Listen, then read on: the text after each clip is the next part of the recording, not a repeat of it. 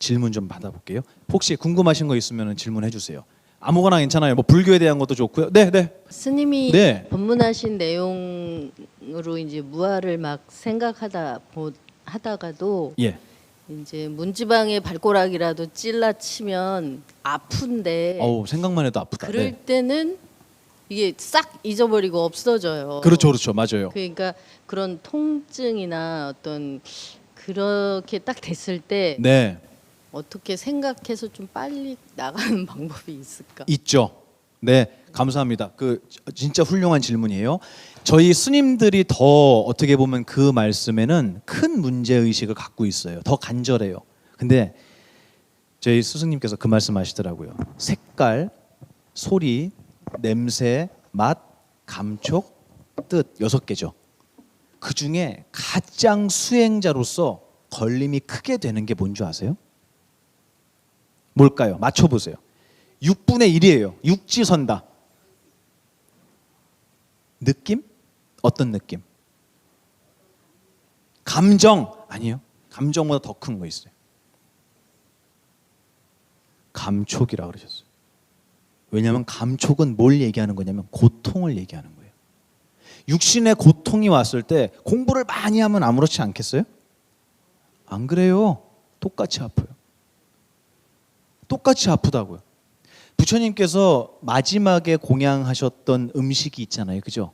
누가 올렸어요? 그 음식을 부처님께. 거봐, 이렇게 똑똑해요. 난 이름을 기억을 못해요. 제가 항상 미리 여쭤보는 건 듣고 그렇지, 춘다 이렇게 얘기하려고 그러는 거예요.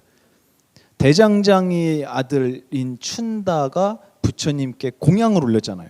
그걸 드시고 부처님이 큰 병에 들으셨어요.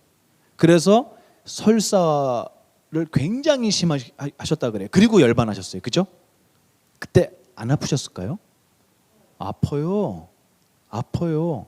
우리가 수행을 해도 정말로 이겨내기 힘든 게 뭐냐면 육신의 고통이에요. 그래서 심지어는 어떤 얘기를 하시는 분을 봤냐면 남자분이신데 이분이 간호사예요. 남자 간호사 있잖아요. 근데 이분이 호스피스 병동에 있었어요.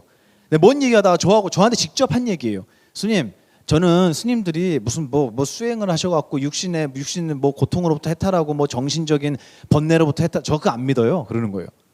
웃으면서 그 얘기를 해요. 그래서 왜 안 믿어요? 그랬더니 어떤 노스님도 어떤 큰 스님도 시간 지나서 가실 때 되면은 다 병석에서 살려달라 그러시더라고.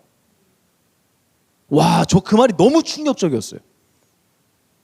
다 진통제 놔달라 그러고 살려달라 그러는데 아파 죽겠다고. 우리하고 뭐가 달라요? 그러는 거예요. 그건 불자는 아니에요, 그분. 근데 법문을 들으러 와서 저하고 이제 인연이 돼서 근데 그 얘기를 하는 거예요. 근데 그게 이유가 있어요. 이유가 뭐냐면 우리 이 육신이라는 거 있잖아요. 이 육신이라는 거는요. 지금의 업보가 아니에요. 그럼 언제의 업보예요, 이거? 전생의 업보인 거예요. 이거는 과거의 업보예요. 지금 우리가 갖고 있는 육신은. 이거 되게 중요한 얘기입니다. 그래서 이 육신은 우리의 지금 기분 있죠. 이 기분은 지금 이 순간에 만들 수 있어요. 제가 여러분한테 아유 고마워요. 그리고 우리 사진 찍으면 기분 어때요? 제가 만들어줄 수 있다니까요. 그렇게. 근데 여러분의 육신은 지금 제가 만들 수가 없어요. 왜? 이거는 전생의 과보이기 때문이에요. 그래서 금강경에도 나와요. 이 법을 공부하는데도 세상에 의해서 경천, 가벼울 경자, 천할 천자. 이 법을 공부하고 나는 정말로 열심히 부처님 가르침을 공부하는 수행자고 보만 스님 법문 하나도 안 빼놓고 다 듣고 있는데도 가족들한테 무시당해. 회사에서 무시당해. 다른 종교에 있는 사람한테 무시당해. 또 무시당하는 게 문제가 아니고 나의 인생에 힘든 일이 자꾸 찾아와요. 아, 나는 왜 이렇게 인생이 이렇게 힘들지? 나는 왜 이 공부를 하는데도 힘들지? 금강경에 나와요. 이거는 이 공부에 대한 결과가 아니고 무엇의 결과다? 그렇지. 과거의 업보에 의한 결과예요. 가장 대표적인 게 이 육신입니다. 그래서 이 육신은 지금의 내 맘대로 된다 안 된다? 그렇죠. 안 되는 거예요. 그래서 문지방에 발가락을 걷어채이면 죽을 만큼 아픈 거예요. 그 아픔은 그래 보만 스님께서 이 고통을 느끼는 감각에는 고통이 없다 그랬어. 이거 해야 돼요, 여러분. 아플 때 해야 돼요. 근데 되겠어요, 안 되겠어요, 그게? 그렇죠. 진짜 쉽지 않은 거예요. 색깔, 소리, 냄새, 맛 다 돼요. 근데 이 감촉에 대한 거는 정말 죽을 것처럼 힘든 거예요. 이 고통은. 그만큼 우리는 전생에 무거운 업보에 대한 짐을 지고 있다. 그래서 부처님께서 이 육신의 고통에 대한 법문을 정말 많이 하세요. 정말 많이 하세요. 이 육신이라는 것은 정말 어리석은 것의 결과다. 육신은 절대로 내 마음, 지금의 내 마음대로 되지 않아요. 아무리 여러분이 공부를 많이 하셔도 이 육신에 대한 것은 전생의 과보기 때문에 여기에는 병이 온다 안 온다? 와요. 부처님도 병이 드셨잖아요. 와요. 그리고 병이 오면 아파요 안 아파요? 아파요. 그런데도 이 세상이 고통의 세상이 아니라고요? 약속되어 있잖아요, 우리. 약속되어 있다고. 여러분은 병원 침대에 안 눕겠어요? 저는요. 저도요. 누가 먼저? 몰라요. 하지만 우리 약속돼 있어요. 그런데도 고맙다는 얘기 안 하실 거예요? 그런데도 사랑한다고 얘기 안 하실 거예요? 해야 돼요. 네, 해야 돼요. 저도 어느 순간에 누워 있을 거예요. 그리고 오늘을 기억하겠죠. 야, 대한불교진흥원 다보빌딩 3층에서 그때 우리 되게 재밌는 얘기하고 막 하하 웃고 엄청 즐거웠는데 시간도 되게 빨리 갔고 생각보다 조그맣은 얘기도 듣고 되게 즐거웠는데 누워서 그렇게 꼼짝도 못하고 그 생각하겠죠? 우리에게 모두 약속되어 있는 일입니다. 그러니 부처님께서 이 육신으로부터 다음 생에는 절대로 이런 고통스러운 육신을 받지 않는 가르침을 안 하셨겠냐는 거예요. 하신 거예요.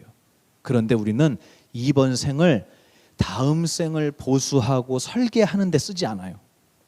그럼 이번 생을 어떻게 쓰겠어요? 여기서 놀고 먹고 즐기기 위해서 써요.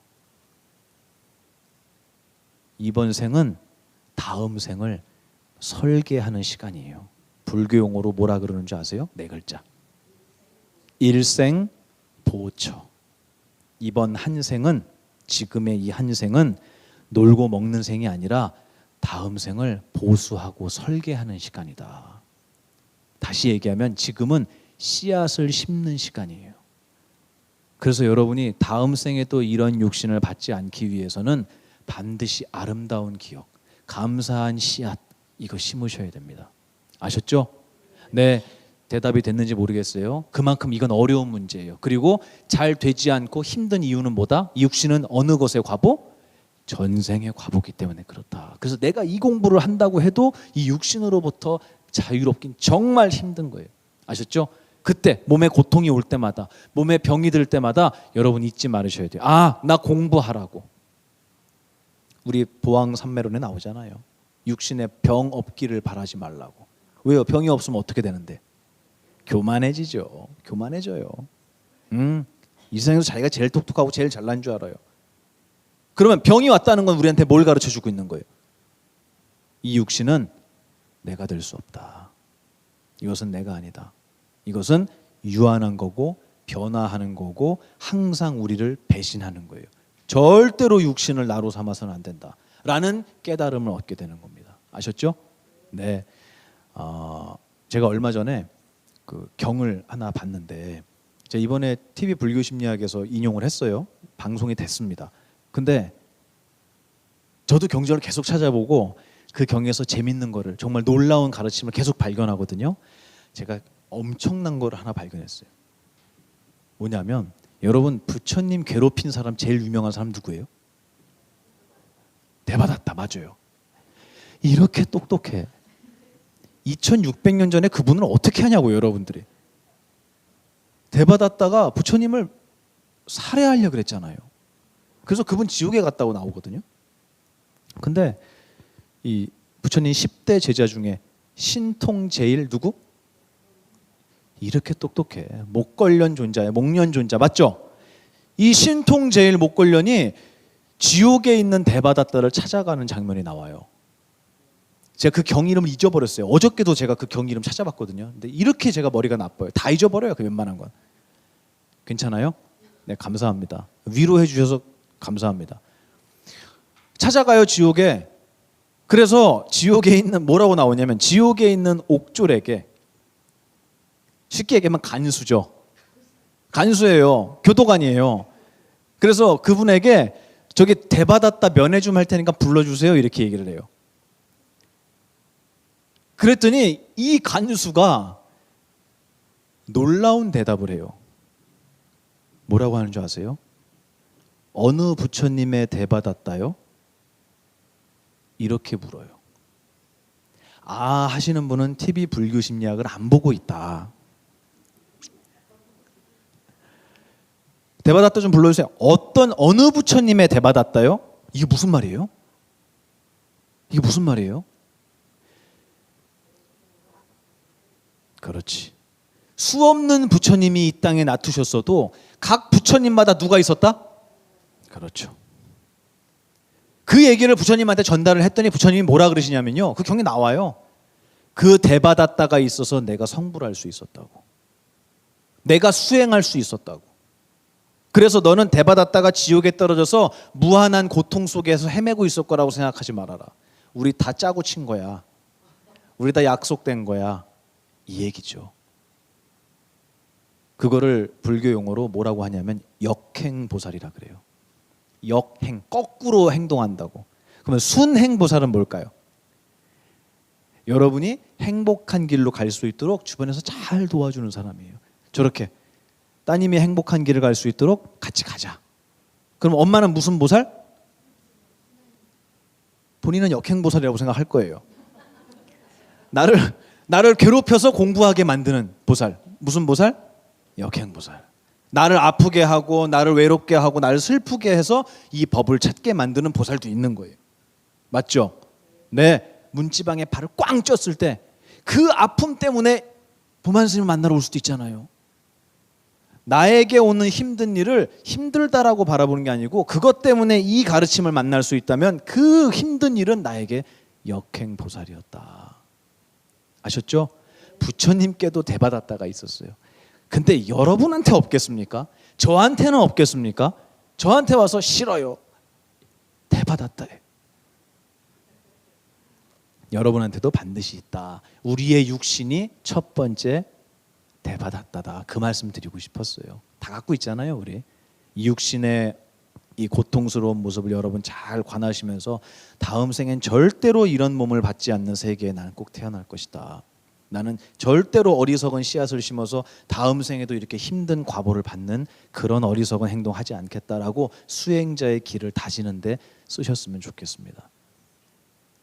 됐습니까? 네, 감사합니다. 네, 혹시 하나만 더 시간이 다 됐죠? 예, 말씀하세요. 네. 저 사실 오늘 이거 여쭤보려고 꼭 뵙고 싶었는데 아, 네. 말씀에 의하면 네. 스님 말씀에 의하면 저는 이제 그 씨앗을 심었고 네. 역행보살에 의해서 네. 되게 고통을 받고 있는 상황이에요. 예. 네, 그 대상이 누구냐면 저희 시아버님인데 아, 시아버님. 네. 네, 뭐 같이 살고 있는 건 아니지만 종종 같이 있게 된 상황이 생기는데 과거에 어떤 일로 인해서 같이 있는 그 공간이 너무 힘들어요. 아, 불편하시구나. 네. 예. 네,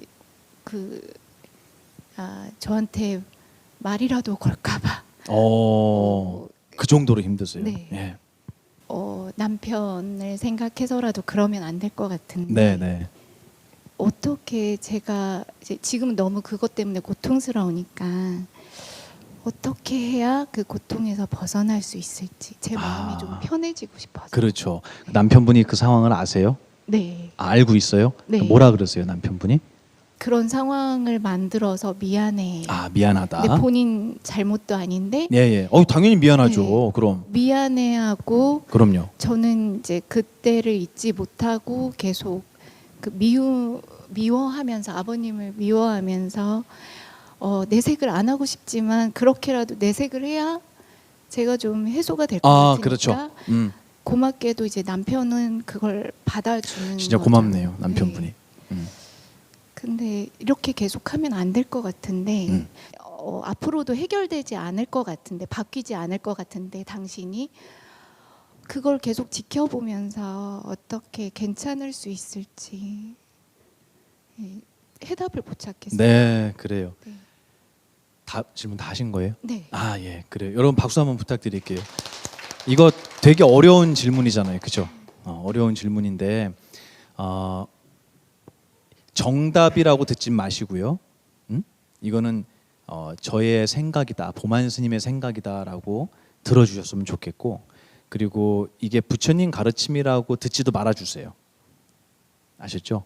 근데 제가 이 공부를 하고 이 길에서 배운 바에 의하면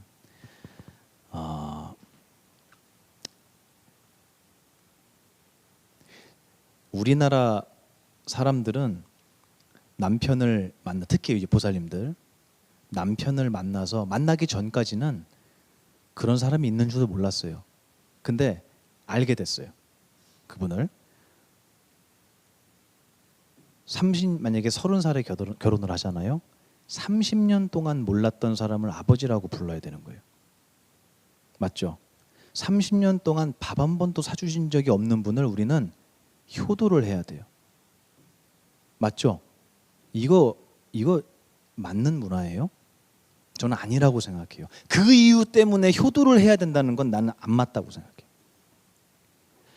시아버지, 시어머니뿐만 아니라 뭐 저기 장인, 장모도 마찬가지고 누구라도 그분과 나와의 인연이에요.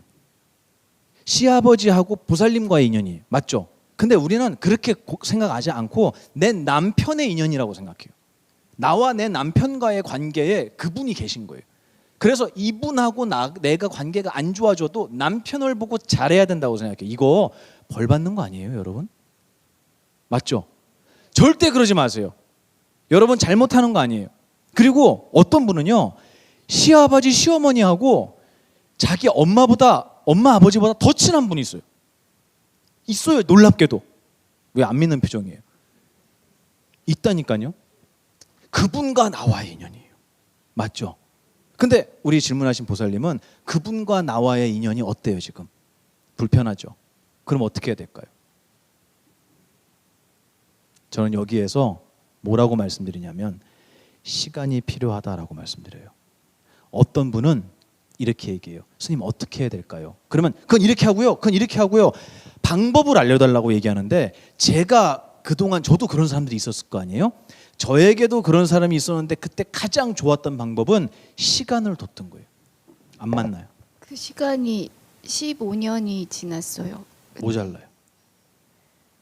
근데 아버님 연세도 있고 해서 그렇게 오랜 시간이 남아 있을 것 같지는 않긴 괜찮아요. 한데. 괜찮아요, 보살님.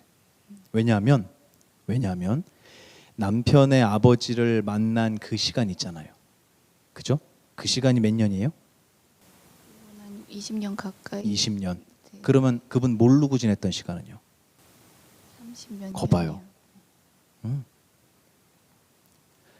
제가 지금 말씀드린 포인트는 뭐냐면 지금 그분과의 나와의 관계를 생각해 봐야 돼요.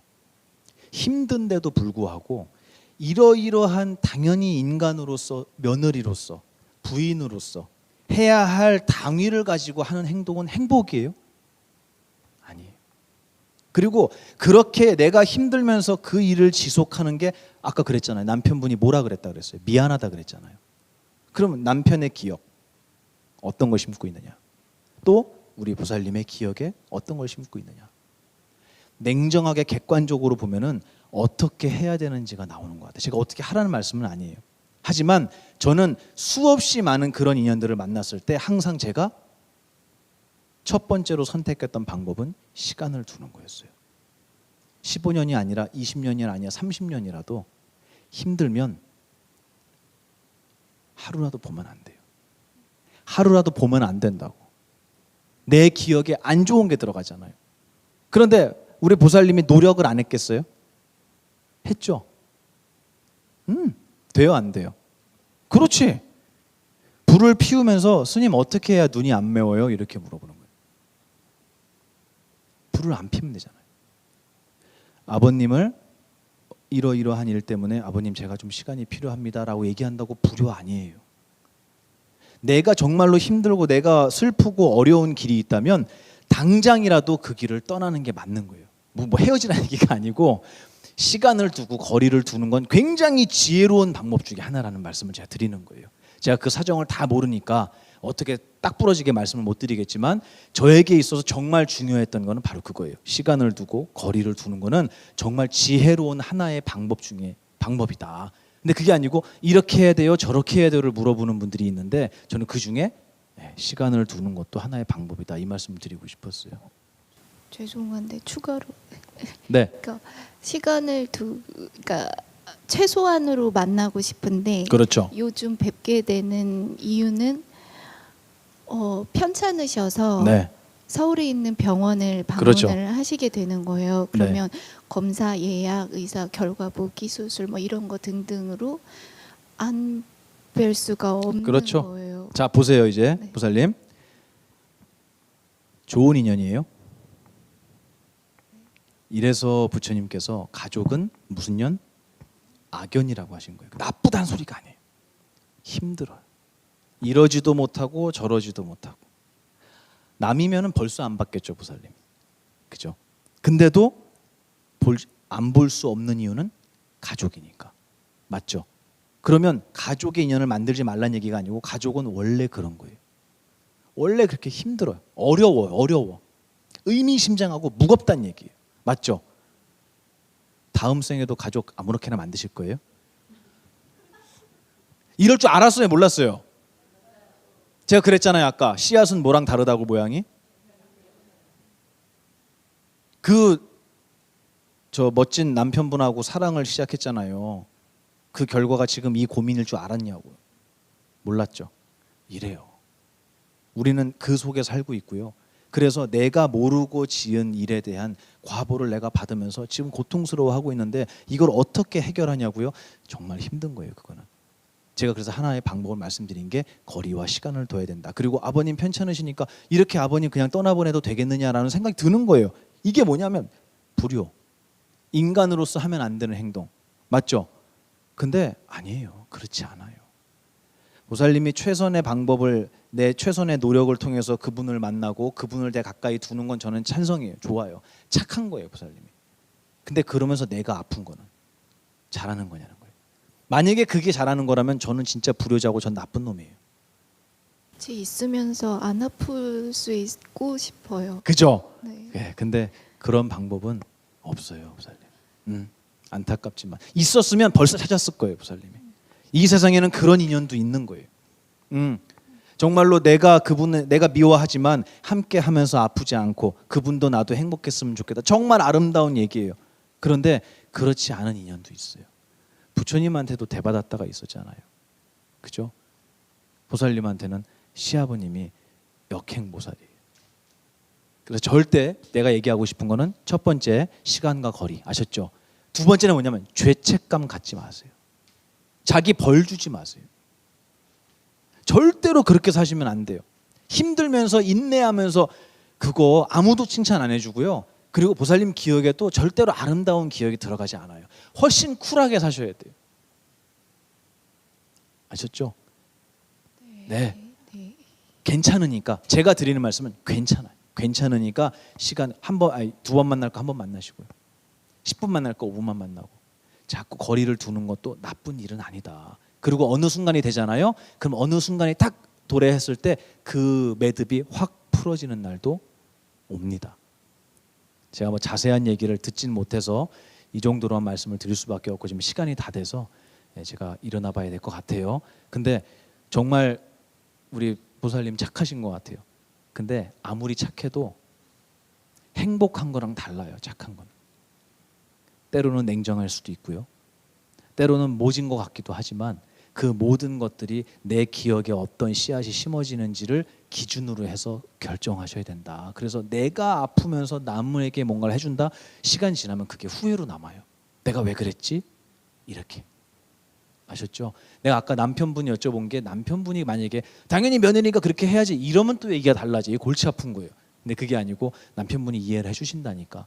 남편분에게 내 이야기를 솔직하게 하시고 내가 정말 죄송하지만 이렇게 해야겠다라고 말씀하시고 상의하고 그렇게 하시는 것도 제가 볼 땐 좋은 방법인 것 같다. 지금 시간이 없어요. 이렇게밖에 얘기를 못 드리겠습니다. 감사합니다. 네. 꼭 무살님 편해지셨으면 좋겠어요. 그래요. 네, 오늘 만나서 반가웠습니다. 네. 저는 이제 일어나서 또 바로 저기 그 라디오가 있어요. 9시부터인가요? 아, 계속 연락 와요. 알겠습니다. 네, 갈게요. 네. 어쨌든 오늘 긴 시간 함께 해주셔서 고맙고요. 저 매달 이거 할 거예요. 그러니까 오셔서 지금 이런 질문 저한테 주시고 또 제가 여러분에게 도움이 될 만한 얘기 하면서 정말 실질적으로 우리 삶에 도움이 되는 얘기를 좀 나눴으면 좋겠습니다. 오늘 여러분하고 함께 할 수 있어서 정말 감사했고요. 항상 여러분 사랑하고 또 제 세상에 나타나 주셔서 고맙습니다. 다음 달에 이 자리에서 다시 뵙겠습니다. 고맙습니다.